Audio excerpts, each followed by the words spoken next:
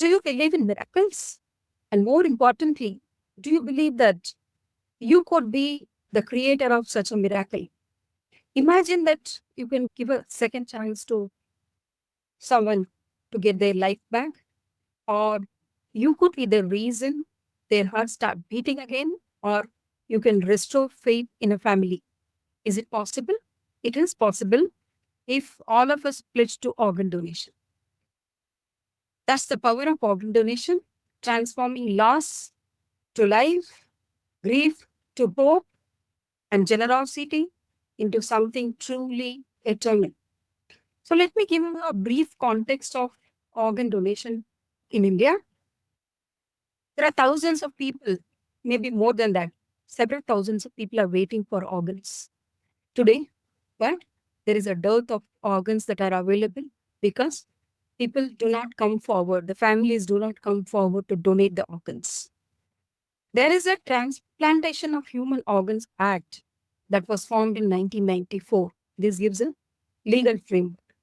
There is a huge NGO effort as well as the governmental effort to educate people on organ donation.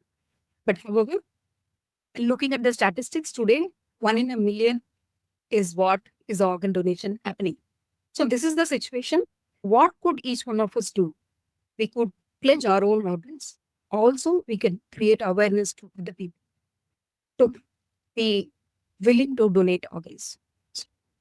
Spreading the success stories, talking about that, emulating the success stories of giving and receiving the organs is yet another way to make sure that people come forward, people get inspired to donate organs. Welcome to People at the Core podcast channel. Today we are going to talk about organ donation. I have a special guest today. Welcome to the podcast, Ms. Hemalatha Rao. I just want to give a very brief intro about Ms. Hemalatha.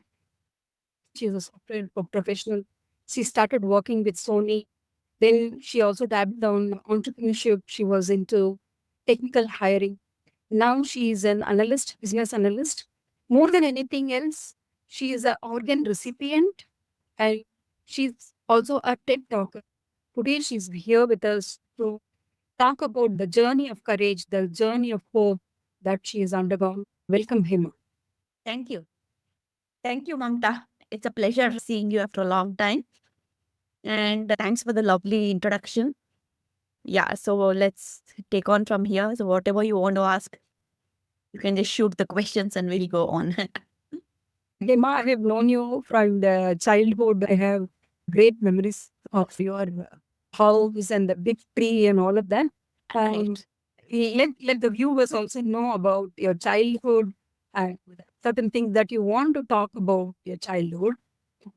Who, as a person, Hema, we should know. And to the moment where you came to know that you needed a heart and lung transplant. And what went through your mind? What's been your journey? That is what we are interested in. Well, I had a lovely, excellent childhood. I was born in 74 and during my birth did not cry. So, but at that time, we didn't know that it would be a problem. So, my milestones were pretty good. And when I started going to school at the age of 3 or something, I started getting ear pains. So the ear pain led us to the doctor, and there they found out that my heart murmur was not all right. So that's when they said that I need to go meet a cardiologist, which we did. And I believe the cardiologist told that there is some abnormality because they could find out something called PDA. It's a hole in the heart, basically. It's called patent ductus arteriosus. And because of which there was no proper circulation inside. So they asked us to go meet doctors in railway hospital. That time, it was only Dr. Cherian who was doing these heart surgeries. And he was doing it in railway hospital, Chennai. So my parents took me there and they diagnosed that I had PDA and they said simple heart surgery would fix it. So I went through PDA ligation at the age of 3. So after that, my milestones were pretty good. I had an excellent childhood. And as you remember, we had a huge house with a big garden with so many trees. I was a very mischievous child. And my pastime after school would be coming back home, take my comic or something, and go climb the guava tree in our house. I hope you remember that. The sweetest Yes. guava. So I would go up the tree, sit there and read. So that was my daily routine. And I had plenty of friends, and I would never be at home. I would always be on the streets playing that lagori and that tire one and all those things. So I had a fantastic childhood, but yeah, my milestones were pretty good. At school also, since they knew that I had a surgery, they were taking it easy on me. So if we went on a school trip or something like that, if there was climbing to do or something, then they would not allow me to do. But I would fight over it. Once I remember we went to Devarayan Durga, that's Narsimha temple, which is on top. They took my classmates actually. They left me out. I was pretty disturbed. And then after they came, I just fought with the teachers. And I said, I want to climb up again. So they took me. I climbed all the way up. Unfortunately, by then the temple had closed. But I had that triumph that yes, I could do it. So Wow. always I have been very adventurous and wanted to explore what I can't do. Actually, I wanted to overpower myself. So nothing is impossible. So that way I did my schooling. And then I went to high school. Primary was quite close by. Then when I went to high school, it was a bit further away. And I bought a cycle. I lost my dad when I was in the eighth. So we went for a family tour to Badrinath. We were supposed to go, but on the way at Delhi, my father had a sunstroke and he died of brain hemorrhage. So after that, my mom, the strongest woman on earth, according to me, she as a single parent took care of me. And so I had to cycle up the hill, cycle to school. So I bought a cycle. Then that's when I could find out that there is something amiss with me. Because if I cycled uphill or cycled to school, I would feel quite breathless or choked, I would say. And when I started cycling, I would get severe chest pain and I would go blue. But then I thought it is normal for everybody. But as it prolonged, I started fainting. When I stretched, then we went to the neurologist. There they did the EAG and they said there's some slight disturbance. And they put me on epileptic pills. And that went on for almost 9 years. So I finished my 10th standard. I wanted to become a doctor desperately. Then I got a seat in Belgaum Medical College, but since my health was not that good, my people didn't allow me. That's okay. And then I continued with my BSc. So in between, in 1995, we thought we should go and meet Dr. Cherian just for a review. Now they had shifted to Madras Medical Mission, MMM. So we went there. That's when they found out that I had a condition called pulmonary hypertension, which is secondary to my PDA. So what happens is when there's a hole in the heart, there's too much of blood flow, and there is a reverse shunt, they say. So because of which there's too much of pressure which is built up in the lungs. And that is called pulmonary hypertension. There's only high BP in the lungs. And that again puts a lot of pressure on the heart. And so my heart had dilated. And the doctor said, this is secondary, though we closed it. But since it was closed at the age of 3, by then the damage was done. So what they said was slowly this will progress. And we can just give minimal symptomatic drugs. But ultimate cure is transplant. So they said only either single lung or double lung and heart transplant has to be done to completely cure this. But I was quite a young girl that time, so I didn't think much about it because symptomatically I was okay. Only thing is when I was climbing upstairs, I used to feel breathless and I used to get chest pain, but after some time, my body would get accustomed to that. So that way we just took their advice. They gave some medicines and I started taking the medicines. I completed my BSc in natural sciences. And along with that, I did my AppTech course, Master's Diploma in Software Engineering, through which I got my Sony job. So when you ask me what went through my head about transplant, because we never had heard of transplant that time. So what they said was just a medical, but I didn't take it seriously because I thought, okay, there will be some cure ahead. That's what I always believed. There will be a cure for everything. There is an answer for everything.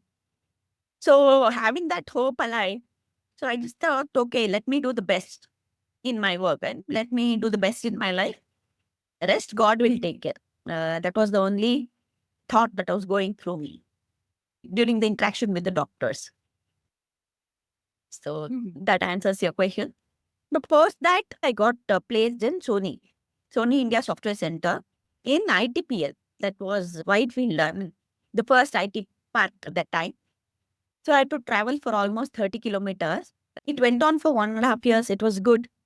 But then, because I think because of sedentary life or something, I started feeling breathless during our team meeting. I thought that was just single episode. I came home, but that continued. And next morning, I was absolutely not able to breathe. I was immediately rushed to the emergency. That's when the doctor said, my oxygen levels, I think people will know the term SpO2, you know, that oxygen level was just 62. And doctor said, there's a lot of blood clot in the lungs. That's called pulmonary embolism. So they said, I have to get admitted. They gave me some medicines. But then the doctor said, from now on, I have to be on oxygen for 24 by 7. So that was a big impact on me because I've always been an extrovert. I was always outside. I was meeting people. And when that was stopped, that was when it really impacted and I was quite depressed. So do you want me to continue with it? Yes, yes. I just made some observation. If I may, I just want to state that. Yeah. For example, people who are not well, there is always a tendency to kind of take a seat back Yes. and say that I will not work. My heart condition is not okay. But you have shown that courage. Gainful employment also in a way very important for progress of the overall health because the mind is occupied. Yes. So you have demonstrated that and somewhere you also have taken it in a very, very positive sense. And you mentioned your faith in the God. So these were some of the things I observed and I really liked about what you said, Emma. Please continue. Yeah. So my journey with Sony was fantastic. Then, as I told you, they were about to send me to Singapore and they were processing my visa. That's when this pulmonary embolism happened. And I was on the bed 24/7 with an oxygen. Then, but I didn't give up hope. I thought there'll be some rescue for me. I don't need to lie down like this. I've never given up. So I was just praying to God. I have extreme faith in God because I know He is the one who is going to, take care of me. And I went on researching if there is any hope or any cure for this, like that. And that's when I came across an article in Indian Express where one alternative medicine doctor claimed that she had cured pulmonary hypertension. So, along with the oxygen cylinder, I went, met her. So, she said she would start the therapy on me. Her name is Dr. Nancy Norbert. And she said, I'll put you through a series of therapy that is acupressure, magnetotherapy, infrared therapy, and she gave me homeopathic medicines. So she said, you go through this, like you will definitely become better. So as I went through these therapies, I could see a lot of change in me. My breathing became better and my energies came back and was able to come out of oxygen. And I became that fit that I could walk around in my house. And slowly I built myself up. I exercised. I started climbing stairs. And I came back to my early normal, previous normal. Yeah. So that way I gained some energy back. And though it was not totally cured, but I got to be myself. And that's when I thought I shouldn't sit idle because idle mind really will kill you. So that's when I thought I should do something on my own where I don't need to answer anybody's questions, I should be my own master. So I had also done my NIHRD course, though I could not complete it. So I thought, why not start a placement company of my own? So I started a placement company, and my clients were about 2 to 3 companies. I didn't take many so that I didn't want to stress myself out. And I ran that for about 2 to 3 years, and it went well. And that's when, I met my Mr. Right, Kirtivasan. Yeah, he was employed with IBM, and he was a family friend. If you remember my youngest uncle, Suresh. Yeah, Suresh and he were colleagues. So, yeah, so after Suresh's demise, he has been very close to our family. And my mom had told him, so why don't you find a boy for my daughter? So she had given him the responsibility to look for a guy. And then one day my mom just asked, though, would you like to marry him? He seems to be a good guy. I said, you ask him if it's okay, I'm okay with it. Immediately she called him up and said, why don't you marry my daughter? And, I'll give you this one, that one, blah, blah, blah. He was quite shell shocked. He was in the office at that time. He said, let me think over it and I'll come back to you. And then he agreed to marry me. And then we were, married in 2003. Wonderful, wonderful to know this thing. Yeah. I always have seen both of you as a very good team and also see you as soulmates and friends. Yeah. That's fantastic. Some of the things I just heard also made a lot of impact on me. You spoke about breathing. You spoke about ability to climb stairs, walk. These are the things in a usual sense people do not give so much importance to. You know, which kind of evokes a very deep sense of gratitude. If we are able to do those things, I think we should be thankful for that. Definitely. And also, I would like to address many of the parents. Please keep a good lookout for your children. Okay. Of course, these days medicine has improved a lot. So everything can be diagnosed at a very young age. But still, when a child continues to complain about something, that means he or she is not making just bahanas to say that he or she is unwell. You have to have a keen eye and notice and ask the child what is wrong. Because this is where many of the parents fail. And some of the conditions progress so rapidly. We have a pulmonary hypertension support group where there are young kids, and then we have lost young kids, because the progression is so quick that parents hardly get time to notice and work on the solutions. So it is very much necessary for the parents to go through it, and even ourselves, like each individual has to be thankful for whatever has been given, but not get obsessed with your body, but have good knowledge of how your body is working. So that if you know there is something going away, then you can correct it at the correct time. Yeah. Basically listen to your body, and if something Correct. is going wrong, address it in a very timely manner. Yeah, I acknowledge that. Hmm. Emma, thank you so much for this piece of advice also, that looking out for what children are going through. Yeah. In an age today, children seem to be so equipped with chat GPTs of the world and junk food and everything. So there is a false sense of well-being, which may not be true unless we get really close to them. We will not Yeah. really notice these symptoms. You should adopt another chat GPT, chat with grandparents, parents, and teachers. That's how it should be. Yes, yes, chat with grand. That's the best chat GPT. Yes, yes. The, you mentioned that 1995 is when you came to know that you needed this transplantation. From then, when did you hear that the organs are ready?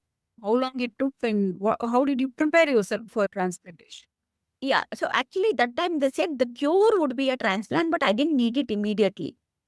They said as my condition exacerbates, and that's when they will know. They said keep coming for regular checkups. because that's when slowly when the heart goes towards failure, that's when the doctors will advise for a transplant. Mm, So for mm, me, what happened post wedding, we traveled to UK and we were there for around 8 months and we came back. And again in UK, my husband had a slight problem. He had spine TB, which was not diagnosed in time, because of which he was paralyzed for almost 15 days. So I was alone with mom at home. So everything I had to do, I was under a lot of stress. I didn't know whether he would come back alive or not. And all those stress. After coming back to India, I think that worked upon me or what, I don't know the reason, but I started getting numbness all over my body slowly, part by part. I was losing myself, losing sensation in each part. And that really freaked me out because one day I would lose sensation in my little finger. Then one day I lost sensation in my lip. Slowly it progressed, and that's when they diagnosed that I had another autoimmune condition called peripheral neuropathy. In fact, this was more, what can I say, devilish than pulmonary hypertension. That was a known label, but this new thing, like I was losing myself every day. I'm losing sensation in my hand. I'm losing sensation in my leg. I've lost dexterity. I cannot hold a pen. I cannot write anymore. Even eating is a problem. I have numbness all over here, my throat, my gut. So, food traveling also is a problem. Chewing is a problem. I keep biting my tongue in between. Walking is a problem. All my joints are affected. So, I don't have control over them. So, they have their mind of their own. So, it's like slowly it started affecting me. And so, I had to be put on immunosuppressants, steroids, and another immunosuppressants, which started affecting my heart. Due to steroid, I started putting on weight, water retention, and edema. All those things happened, and that's when I went to my doctor in Bangalore, Dr. Mehta. He said, "I think your condition is progressing quite quickly because of the other medications. So why don't you go for a transplant?" So that time I came to know that Apollo Chennai group transplant team was the best. So we went ahead and got myself checked there. In 2017, they did an evaluation and they said currently that I did not need the transplant. I was doing well. So they said we have to wait and see how it further progresses. So come for a checkup every year. I just went ahead with that. And after about 2 years, in 2019, that's when they checked and said it has progressed a lot because when I did my 6-minute walk test, I needed 13 liters of oxygen to keep my SpO2 on track. So even though I was asymptomatic, but it was showing on my body. And the doctor said this is the right time to go for a transplant because my other organs were intact. If it progresses, then slowly the other organs will get affected. And once that is done, then nothing can be done. Not even a transplant can happen. That's when we came to know that, okay, I had to go for transplant. So we registered for the transplant through the hospital. And they said we have to shift to Chennai. We had to stay within 2 kilometers of the hospital. Because whenever I get a call, I have to be in the hospital within 20 minutes. So we totally shifted to Chennai. Mom, me, and Kirti. We took a house close to the hospital and started waiting for the organs. So 2019, we registered. And after that, COVID happened. Everything got shut down. So that's when, you won't get anything, no organs, nothing. So I had to sit and wait for my turn. And in 2021, before this, I had got about 4 to 5 calls. So if the team gets to know that there is some organ available, they'll call the patients and say that this organ is available, so you better be prepared. So being prepared is like I have to stop eating, stop taking anything, no water, no food, at least for 8 hours before transplant. So the previous day only they'll get to know. They'll tell me to be ready. And but the what they would say is we'll go check the organ. If it is good, we'll go ahead. Otherwise, no. So this way, I had got few false calls. But the first call was really panicking. I started crying. I didn't want to go because I didn't know where I would go or reach post the transplant, whether I'll be on this good old earth or I would have scooted away. So I was really panicking. Then I said, I'm not going. Then they called back saying, no, the organs are not good, so we are not going. Then I thought, hush, okay, fine, I got one chance. After that, COVID happened. There was total lockdown. In between, I got COVID from my husband. But luckily, that was the first wave and quite a mild one. And then we were waiting for transplant. And 2021 February, third night, we got a call saying the organs are ready. They were from Jaipur, from a small boy, about 14-year-old boy. They said, come over to the hospital. We'll prepare you for the transplant. The doctors had flown to Jaipur to salvage the organs. So they had to check that and then confirm. But by then I was in the hospital. Then I thought, okay, even this will be a false alarm. I didn't take much into my head. So by then, I was tuned to the fact that it won't happen.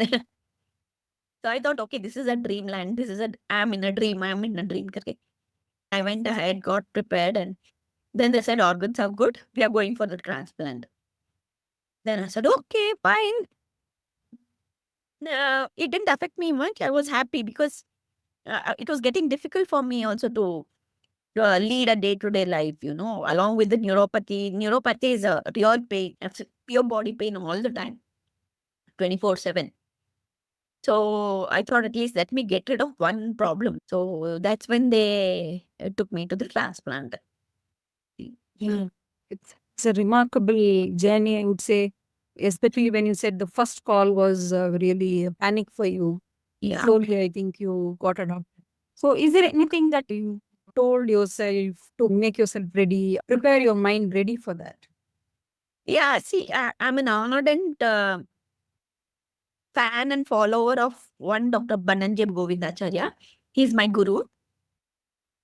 So when I was not able to move out of the house or I was at home, I would listen to all his preachings, his videos, his audios.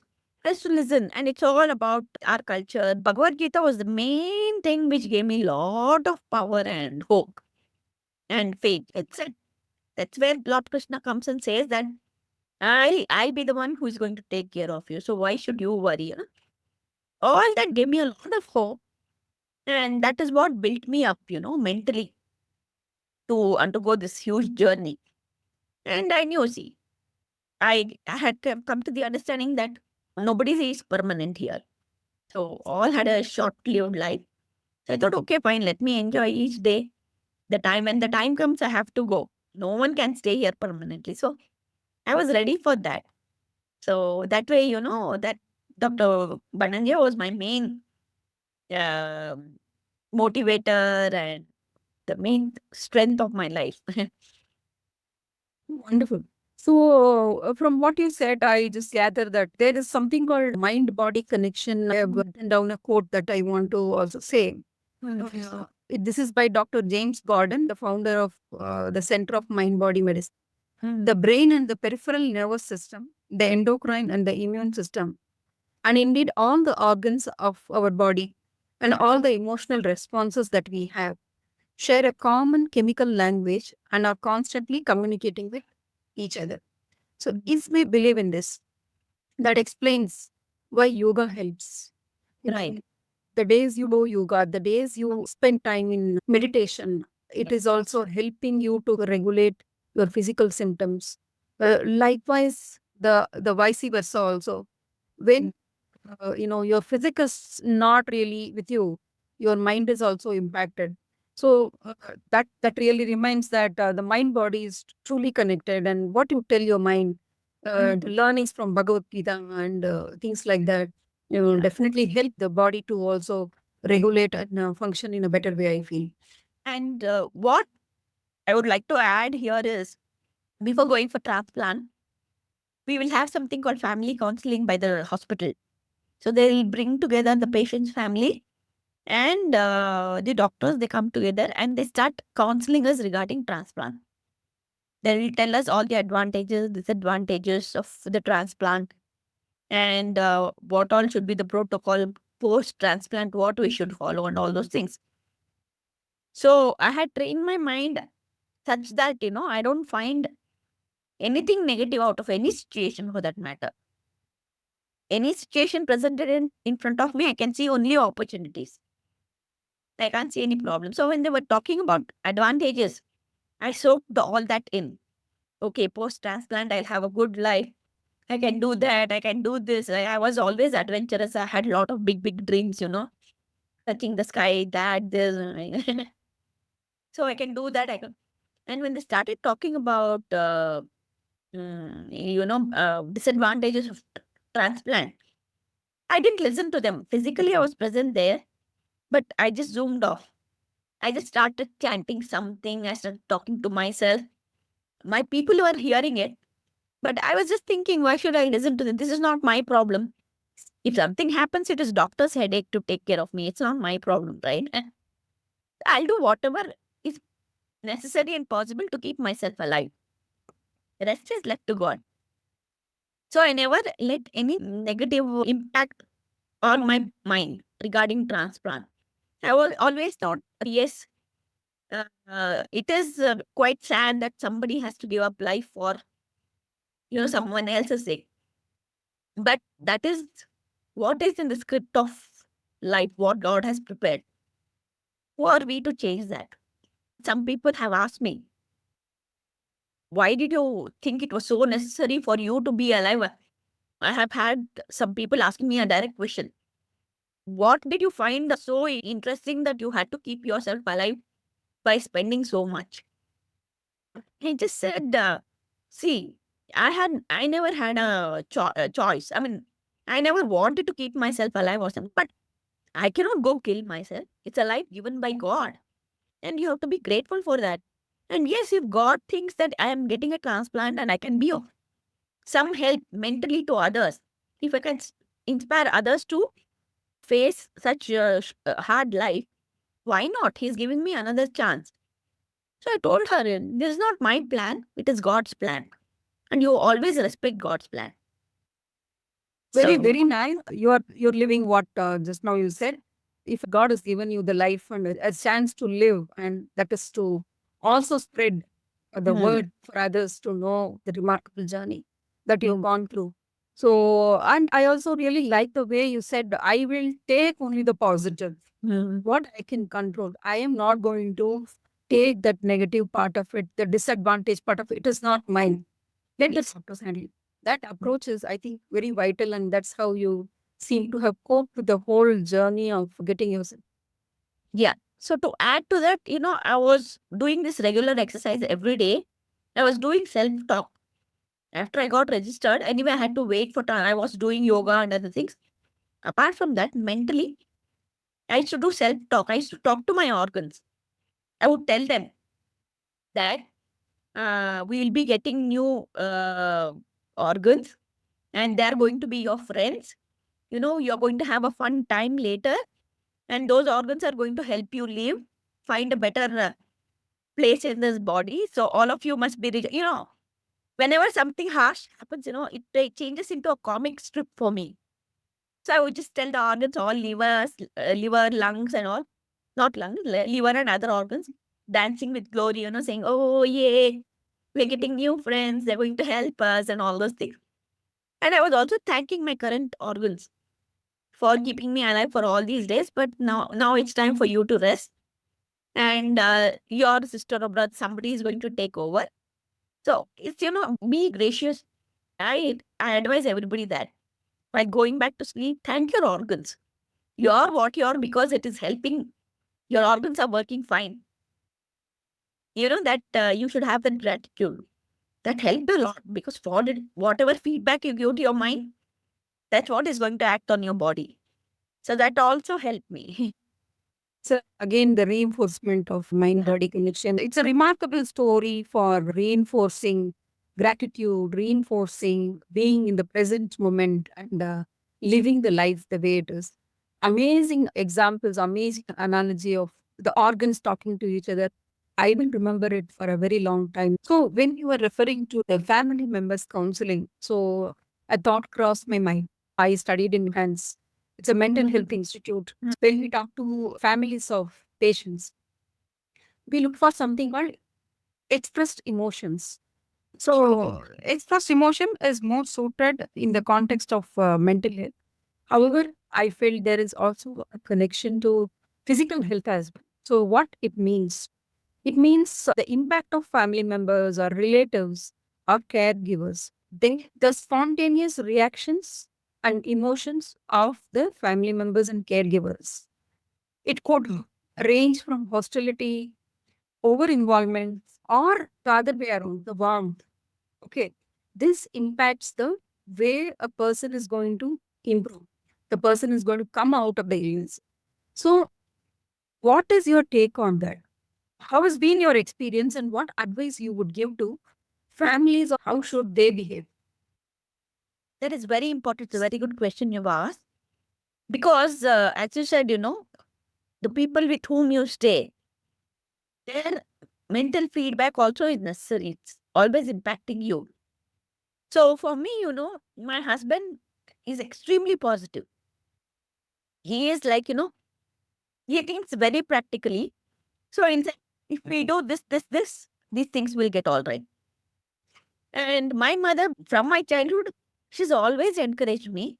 Both of them, whenever I used to sit, oh, I cannot do this, I cannot. They would just let me just ignore all those things. Oh, get up and go. You can do much better than this. That kind of an. Sometimes I would get very angry. Why can't they understand my condition? But for it doesn't work for everybody. Okay, because some people cannot understand what we are going through. Because if you see us physically, we are okay, we are normal. But inside, there's a lot of things going on, which we ourselves cannot control. So in that case, families have to be very empathetic, most empathetic, and they have to understand, try living in their shoes, think in their shoes, if I had this problem, what would happen? Or anybody, I would say, with patience, always put yourself in their shoes and think. No, it's not for silly reasons that they're acting like that. They really have some problem. Okay. So that way, I had a lot of positive feedback from my mom and my husband. And we totally believed in doctors. So also my positivity increased when I stopped Googling things. When I stopped Googling for drugs, when I stopped Googling for symptoms, that had really, made me so depressed and anxious. One fine day, I just threw everything. I said, to hell with all these things. And just from now on, listen to the doctors and listen to God. That's all. No one else. And my life became much better from then on.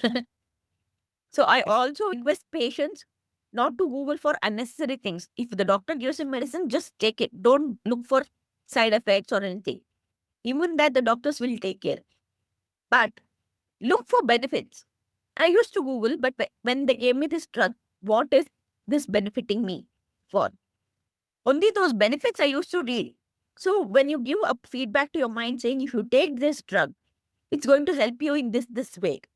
It's really going to impact you much better than what it will usually do in a normal case. So that way, families have to be extremely empathetic with the patients, but they have also to be quite brave. They shouldn't give up. They should never give up. If I had seen Kirti or my mother giving up, I would have just crashed. But since they had a lot of hope, then they thought that I will be alive and they wanted me to be with them. That's the love and affection and my need in their life was much bigger than uh, any other thought.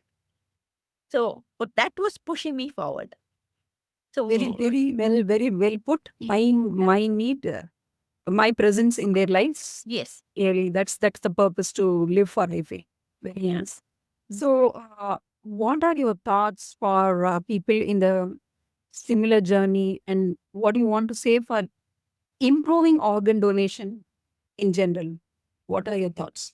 Yeah, in general, like I would request each and every person to enroll for organ donation, which is quite easy these days. All the state governments have that link in their own governmental website. You can just click into that and donate your organs. Or there is one, Mohan Foundation in Chennai. Even those you can, in fact, I have, enrolled there to give away my organs. So, see, because we won't know what will happen to us post our death. So, why unnecessarily waste our organs? Because it is so helpful. That boy who gave me the organs, along with me, he saved five more. His liver was given to one person, two kidneys to two people, his eyes, everything was donated. So it's like you're so useful. In fact, I think we are more useful after death because we won't be having any tantrums or anything. We don't speak anything, we just give away everything. It's not that why should I give, what will I get if I give, all those things. No such thoughts. Okay. So we can be more, very much helpful after death. So please, I request each and every person watching this show to pledge themselves, pledge your organs for donation. And I swear you can live longer in other people's bodies and enjoy this God given life. So I would always recommend pledging organs. And what else can be done is people have to be made aware of the donation book. There's a lot of myth around our organ donation culturally, medically, then financially, then politically. Lot of myth. You get all this WhatsApp messaging, kidneys available for donation, contact. That's all false. But there are proper governmental bodies who regulate all these processes. So don't fall into this trick and go for this mafia, organ donation mafia and all. It's all regulated. So that is secondly. And we would like to go to institutions, companies, and spread awareness regarding donation process. And for fellow transplant people, I would say just be brave. That's it. Do not think of anything else. Just keep thinking of post transplant life. Write a bucket list of what all you want to achieve after transplant. Keep going through the same things daily. Every day, look at that bucket list. This things I want to do after transplant and plan for it. When you start planning and, manifesting it, it comes true always. So you should have a very strong plan and passion, that to, okay, I'm going to get this. So you have to plan that way. And don't get scared about anything because you won't even know once you are drugged. You are pushed into the OT, you are not aware of anything else. And you will come to know only after you wake up. So nothing to be scared of. Okay, so it's always better. It is easier for the doctors to operate on such people. That's what my doctors were telling me. Because of your attitude, you have been a very easy patient. We were quite happy to operate on you because everything went smooth, but it didn't go smooth actually. After transplant, for 5 days, I could not breathe. I had choked up. My carbon dioxide was increasing. And when doctors put me through the scan, they found that the right lung had folded and it was not opening up. So post transplant, we have to do a lot of exercise from day one. We have to start doing chest physio. We have to do breathing exercises, and we have to inflate the lungs because they are put inside deflated. So we have to, with our exercises, inflate the lungs, but it was not happening for me. They found out that it had folded because there was a huge blood clot, which is lodged itself behind the lung. So the doctor said, we need two options. One is tracheostomy. They would put a tube here and I would be breathing through the ventilator and allow that clot to dissolve by itself. Or they said, we can go for another surgery, like they would open up the chest again and remove that clot mechanically. So my husband said, whichever is the earliest for recovery, we just go for that. So I was again operated upon. My chest was again opened up, and that clot was removed. So I have undergone surgery twice, like Hanuman. I have only thing is they could find a clot inside, not ram inside. Exciting. I like your humor. How you are able to find humor in this, really, it makes it so much more acceptable and so much more easy to take it. Very, very nice. So, from what I heard from you, there's been a lot of lessons for me. How do you really tell yourself the messages, what you want to tell yourself, how you really could control your body through the messaging, and especially the example you gave about telling your organs to look forward for a new organ that's going to come up as a brother or sister, loving it. And this is like a deep sense of being present and being grateful to what life is given, and your positive attitude that is overarching the entire conversation, the way you've been so positive about just negating the negatives. Likewise, I can go on. There are so many things all of us have to learn from your journey. I'm so thankful that you spent this hour with me and all of us, whoever is listening to this. Definitely, it is going to be useful to so many of them who are waiting for organs or hesitating to pledge their organs now. I think people will be convinced now to go ahead and pledge their organs. All of us will do it, including me. I also promise you that I will pledge my organs. Hema, I just want to conclude this conversation with a small meta prayer. You just don't pray for yourself, but you also pray for the others. Yeah. Pray for somebody who you love. Pray for somebody don't love, and pray for everybody so that the world is at peace. So I want to say it along with you. Do you have the script with you, or shall I say it and you will repeat after me? Yeah, I'll repeat after you. Yeah, okay. So, may I be happy? May I be happy. May I be safe? May I be safe. May I be free from suffering? May I be free from sufferings. May I live with ease and peace? May I live with ease and peace. May you be happy? May you be happy. May you be safe? May you be safe. May you be free from suffering? May you be free from sufferings. May you live with ease and peace? May you live with ease and peace. May all beings be happy? May all beings be happy. May all beings be safe? May all beings be safe. May all beings be free from suffering? May all beings be free from suffering. May all beings live with ease and peace? May all beings live with ease and peace. Thank you. Thank you. Thank you, Mamta, for this wonderful session. Thank you. Did I put you on some kind of a knees for speaking for so long? No, not at all. In this I'm normal? fine. Yeah. Thank you so much. Thank you so Bye-bye. much. Have a Bye. great weekend. Yeah, thank you. Bye. See you. Bye.